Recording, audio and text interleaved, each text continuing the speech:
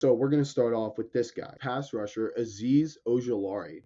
Now, he was actually drafted by Dave Gettleman back in the day.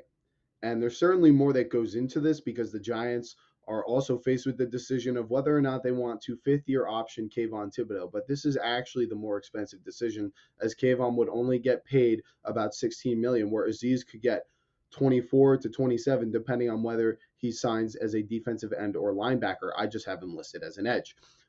So Azeez Ojulari, as I stated, was drafted back in the years of Dave Gettleman, so that he has played 4 seasons for the New York Giants at this point, and his stats aren't bad. In his rookie year, he had 8 sacks, which is a great start to a career, but due to some injuries over the next 2 years, he wasn't really able to stay on the field, finishing with 5.5 and 2.5 sacks. So the hype for him had kind of died down going into last year, especially with the hype of the addition of Brian Burns. However, with the addition of Kayvon Thibodeau and his wrist surgery that required him to miss, I think it was like 5 or 6 weeks. It was quite a bit of time.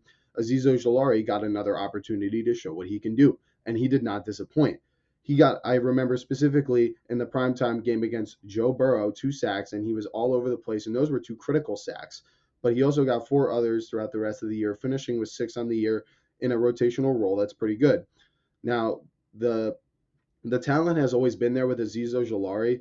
The Giants fans and players and teams saw it his rookie year, but it has just been the injury. So this franchise tag exists for a reason. And I don't think just because we have Burns and we'll probably keep Kayvon that it's a bad idea to keep Azeez as well, even if it's on a more expensive deal like this. Because if he turns out to be as good and stay, healthy and out there on the field, I think having 3 guys you can rotate would be most ideal. And giving him that franchise tag might be helpful down the run to get him to sign a cheaper extension. So I do think the Giants should tag Azeez Ojulari, and that is going to be a tag for our first one.